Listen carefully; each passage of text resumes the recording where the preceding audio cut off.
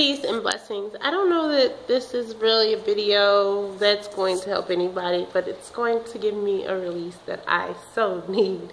And I just recorded the whole thing and accidentally deleted it. So now I'm probably in a calmer space to deliver my message. But what I wanted to talk about was spirituality as a practice and what it means to me. And what it means to be enlightened. And what this life cycle is about for me.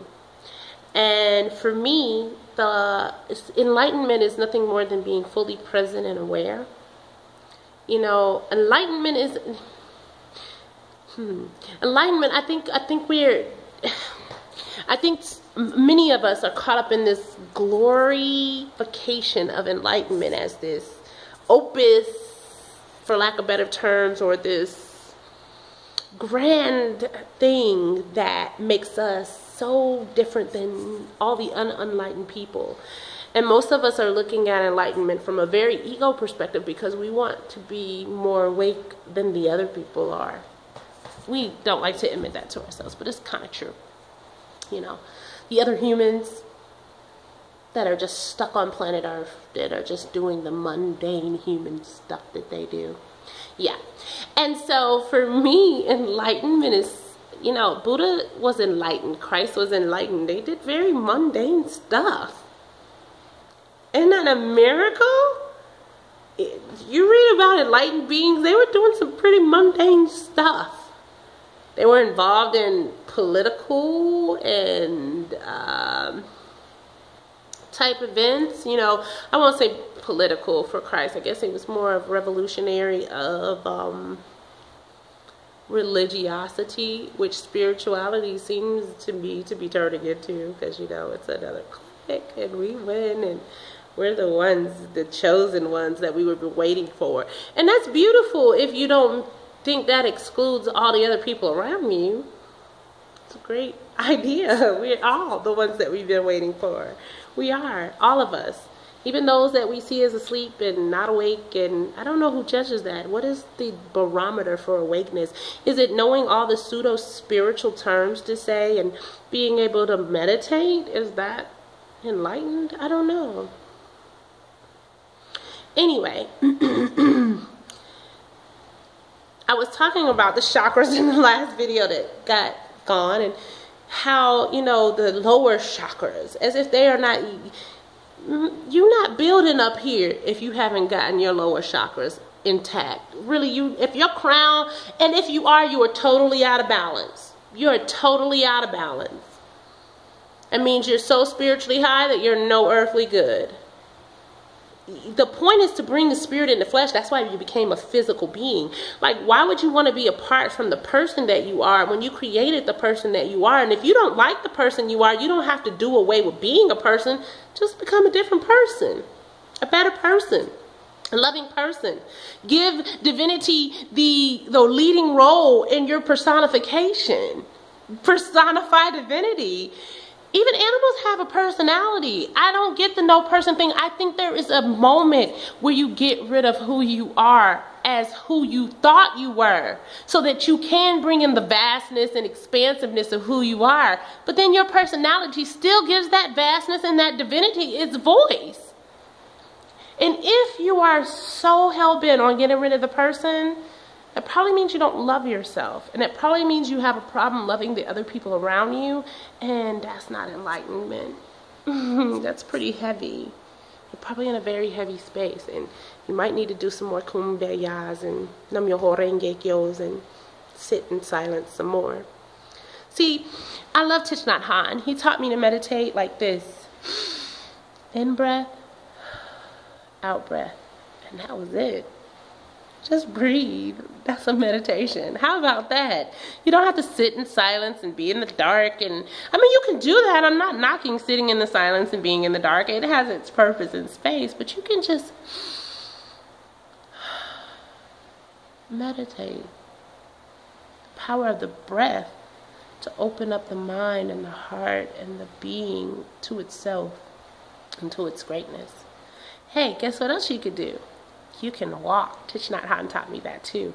The power of walking and letting your feet touch the ground and making it a marriage with the ground, and really being in tune and aware of your footsteps, the sound that they make when you're walking on the street or the grass or the ground, and just being fully present.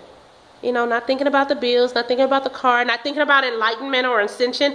Like, how do you ascend if where you are is not where you're supposed to be? Like, how can you be an unlimited and divine being and not be right where you're supposed to be? Like, that's an oxymoron to me. And maybe we don't know what enlightenment is. You know, when Buddha was chasing enlightenment, he did not become enlightened. It was when he sat down and just chilled the hell out that he became enlightened. And the lights came on and then he got busy. He didn't go sit in a cave by himself and tell people they need to follow him. And he didn't get in the cave and say everybody else is asleep and I'm awake. And he just shared. He just shared his love, his knowledge, his light. It didn't matter who came along, who didn't come along, who was asleep, who was awake. He didn't spend his time worried about that. Oh, I sound country. He did not spend his time worried about that. He just allowed himself to be enlightened. And he went through a destructive process. He went through years. Like, you know, this manifestation thing and this poof thing of enlightenment and this poof thing of materialization of stuff. I'm glad we don't have it because we're not in balance, because we don't want to deal with our root chakras. We don't want to deal with our feelings. We don't want to deal with our emotions. We don't want to deal with the person that we become and are. We just want to be divine and glorious, but yet we don't understand that we came in the body to be the person that we are. And in order to be divine and glorious means to clear out and clean out some of the stuff that we're refusing to even acknowledge as a part of us. So now we're becoming schizophrenic because we're so spiritual that we're not human anymore, when we're all of it. We're all of it. I'm a star seed, but I'm still Tish, the person. I'm still Star. My body feels things. No matter how divine I am, if you set my ass on fire, I'm gonna burn. Now, there are some people that do supersede the elements and get to that space. But at this point, I'm not there, and I recognize that. And it's okay that I'm going to burn. That's another thing. We feel stuff, and then we're mad at ourselves for feeling it because we got all these spiritual tunes and concepts in our head that we can't even feel what we feel. So instead of dealing with what we feel, we're discombobulated about how we feel, about why we feel, what we feel, and we're dissecting that, and it's just a head trap. Get out of that, man. Feel what you feel, and then grow. Get angry. I get angry. I don't have a problem with anger is not lower unless I become destructive to the beings around me.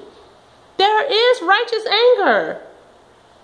I can be empowered in my anger. I'm divine. I can make it when I want to make it. So why is it that now the sexuality of us is bad? Because we've misused it. So now we're just going to do away with it. We have to quit throwing out the baby with the bathwater. We have to quit generalizing this stuff. We have to understand that it's unique and it's not instant. Look at Jerry and Esther Hicks. Do you think it was instant for them? The Secret blew up all at once. How long have they been sowing that seed? Do you not get it? You're in time for a reason. Give thanks for time. Time is allowing you to work out your shit. That's what time is doing. That's what time is doing. It's giving you an opportunity to come into your self-forgiveness, your forgiveness of other people. It's giving you an opportunity to clear out junk before you walk in your greatness, because it doesn't want you to be destructive, because you have destructive tendencies and you're not clearing them out. You're just becoming heady. But with no balance, with no root, with no structure. We don't like structure anymore. We don't like limits. We're limitless, so we don't need limits. Guess what? It's limitless in the cosmos, but there's a Saturn. You know what that means? There's a boundary there. Something formed, a line. No, it's not like us drawing out lines and the borders in these countries, but it's very similar. It's a personification of the divine. Uranus, a personification. It's a personality. It's a body. Do you know how many forces and entities would like to use your body that you're trying so hard to escape? Ascension is not about getting somewhere else. It's about bringing the physical into another dimension. It's about bringing the body with you. bringing the body up, raising the vibration of matter into a new dimension.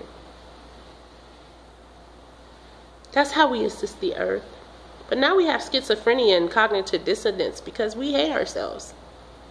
So we want to be in the void as much as possible, in the vortex as much as possible. And I'm not knocking those places. They serve a purpose. But at some point, your meditation ought to be your life. How do you live and love the people around you? How do you love yourself? Do you make good choices? Do you make wise choices? Do you make loving, healthy, positive choices for you? Do you love your children? Do you love your wife? Do you love your spouse? Do you love your mother? Do you love your cousins? Now, let's not get distorted with that. That doesn't mean that everybody can be at your party and be in your house and be in your life. But do you love the people that love you? Do you respect and appreciate? Are you grateful for the things that are unfolding in your life? Do you recognize the miracles and the blessings that are around you? Is everything a miracle or only some things? Because Albert Einstein said there's one or two people in the world. One who sees everything as a miracle or nothing as a miracle. Do you see miracles? Are you a miracle? Are you an expression of the divine or personification of the divinity that you want to be? If you don't like the person, change him. Don't kill him.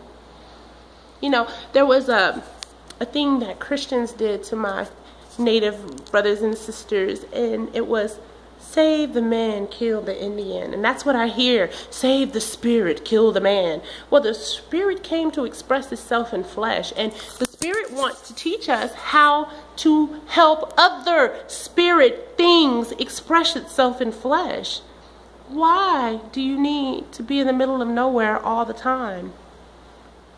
You can't feel your sorrow. You can't feel your sexuality. I love sexuality. It's beautiful. I don't practice it with everybody because it's not safe for me. I'm a sensitive and I understand that it's a sacred act and art, but I so love it. I love it. I love my lower chakras. I love my solar plexus. I love my ability to create on this earth. I love the ability to pull from my crown and to pull from my third eye that which is not yet materialized and make it flesh through the first three chakras and through my heart chakra as a filter for all my chakras to balance them in the love of the universe and the multiverse. Do you have to be sad or happy? Can't you be them both? Aren't you them both? Can't you be both? Now, there are some times when I don't feel like there's no happiness there, but then that's usually when I'm not in my truest space. But I'm just saying, y'all too spiritual for me. I'm not escaping this existence. I'm looking to shape it. I'm not escaping here and now. There's no other heaven for me. Heaven is right here, right now. All around me and all through me and all in me. I came to be me. Why would I do away with all of that? I don't understand it. And maybe I'm not elevated enough. Maybe I'm not enlightened enough. And let me say this, enlightenment is destructive. It's getting rid of all the concepts of even what you think spirituality is. Maybe we don't realize we're enlightened, which is our truest and first nature, because we think it's supposed to look like some storybook something, and we're supposed to poof and be gone, and we don't realize we came here to work. And I'm happy for the mission that I'm on. I want to be of service to myself and to other beings, and I'm not mad about that. And maybe you're upset about that. And maybe you need to investigate that. I don't know. But y'all too spiritual for me. Everybody want to be off in the clouds and haven't even done the groundwork. You do not have the foundation to have your head in the clouds. That's why you're being swept away by it. Come back to yourself. You are the infinite self expressing itself as you. And that's a beautiful thing if you embrace it. All right, I love y'all. I'm done because it's going to cut off because I ain't got no more time. Peace.